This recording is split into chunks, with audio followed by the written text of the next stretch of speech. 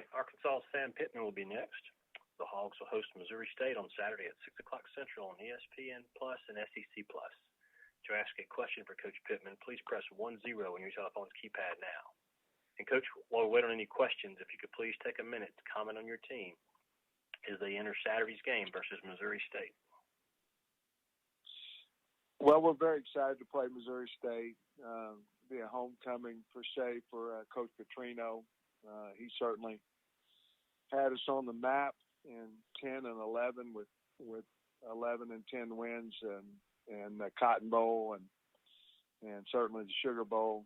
And we're excited to play their team. They have a good football team, undefeated team, and we'll be ready to go. But that'll be about it for today.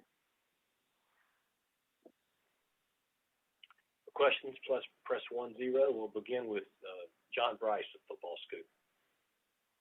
Hey, Sam, good to talk to you. I saw your clip yesterday where you addressed being ranked number 10 in the country and the positivity of that. And I wondered if you could elaborate a little bit just on your philosophy and how important it is for you to be positive and upbeat, both with your current players and future players that you're recruiting. Well, I'd rather be ranked 10. I'd rather be ranked 1, but I'd rather be ranked 10 more than I would 100.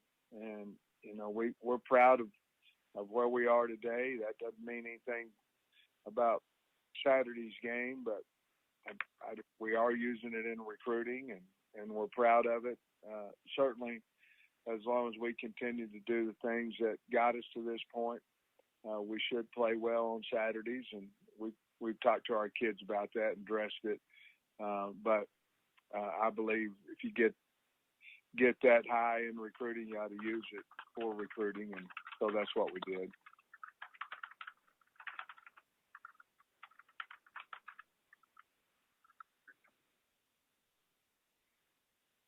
Next, we'll go to Scotty Bordelon of Whole Hog Sports. Hey, Sam. Hope you're doing well. I was curious how well you got to know Matt Landers at Georgia and what it's been like being around him on a daily basis as his head coach, or I guess just kind of what he's like behind the scenes. He's very quiet, business-like personality, mature guy. I didn't know him quite as well. I obviously wasn't his position coach when I was at Georgia, but I knew that he was fast and was a good person. But our relationship has grown since he's been here. Obviously, have more time to visit with him and talk to him and try to be of help to him. And he's been a joy to have on the team.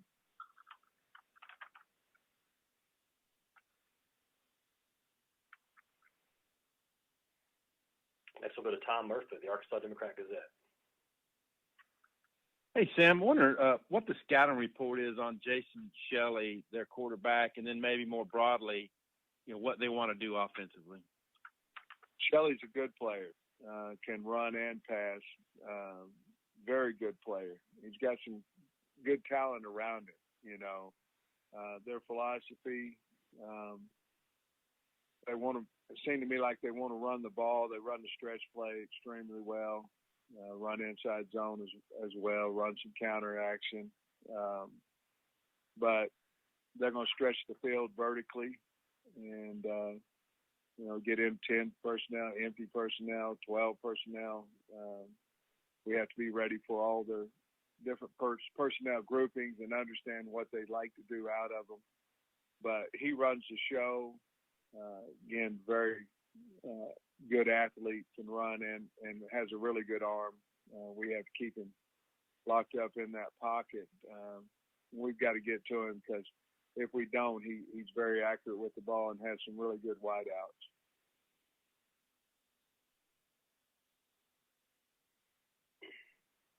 Next, we'll go to Steve Moulton of WZZN. Coach, I appreciate the time here this morning. I was hoping you could comment on the growth of Ricky Stromberg there at center and what kind of development you've seen him at the center position for you, Coach. Yeah, I mean, a lot. I think Ricky and Coach Kennedy get along real well. I think they trust each other to see his improvement over the last 2.5 seasons or two seasons, 2 games has been dramatic. I think he'll be a guy that can play in the NFL and he's tough. I think he'll play for a long time, but his knowledge of the game has certainly improved, obviously, as he's gotten older. His physicality, very quick off the ball, understands defensive structures, and I really like him. A wonderful, wonderful kid, and certainly glad he's on our team. But he kind of runs that offensive line and has a lot of respect, not only from the coaching staff, but from the players on the team.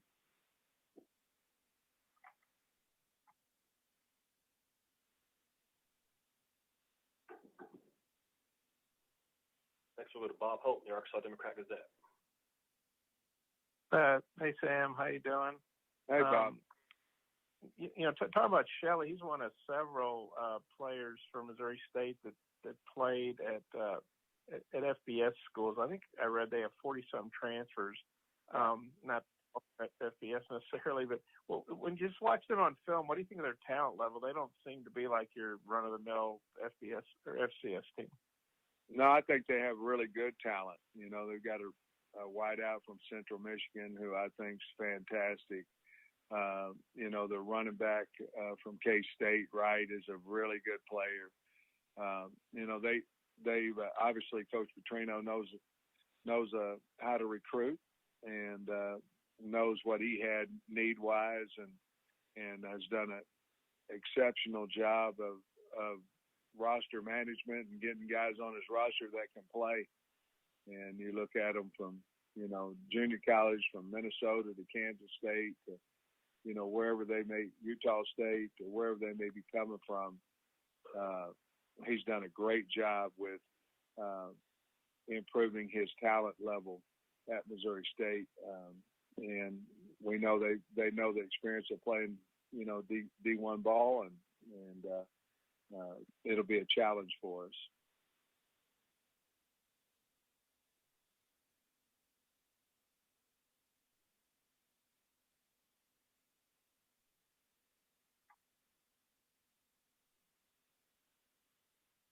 Next, we'll go to Tom Murphy.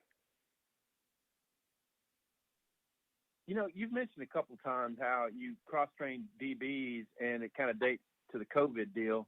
I'm wondering the payoff from that and how it applies to your current situation with some guys who've been dinged up, but you're able to fill in, and guys can do multiple things. Well, I think it goes directly to finding what your athletes can do, how much they can, how fast they can learn. Certainly, when we two-spotted, we moved kids around. We had a combo period in there where if your worst nightmare goes down during the game, who would we put in?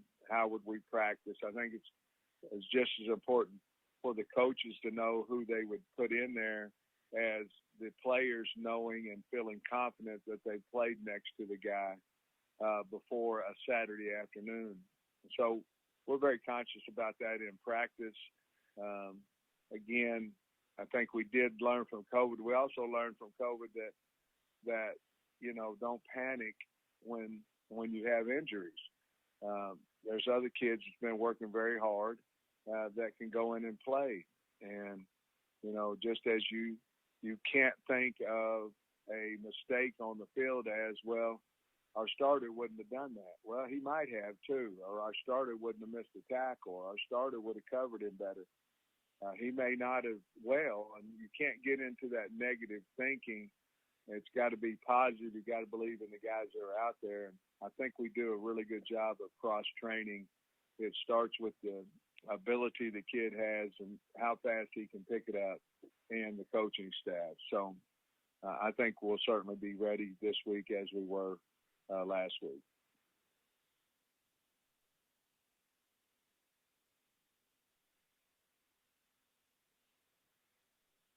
Next, we'll go to Blake Topmeyer of the USA Today Network. Morning, Sam. You were asked about your ranking there in the AP poll, and if I'm not mistaken, you got a vote this year in the coaches poll. So, on the topic of rankings, I was curious, do you enjoy that? How do you approach it, and do you do your own voting or hand that task off? Well, honestly, I don't particularly enjoy it.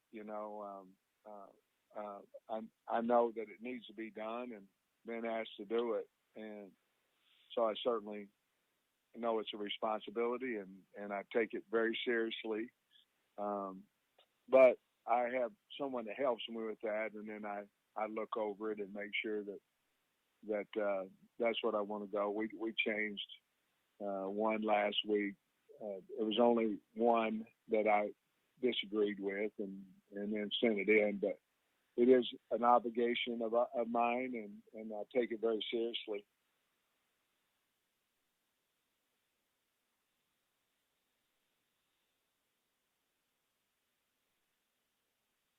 That's going to wrap you up, Coach. Thank you. Okay, guys. Have a great day.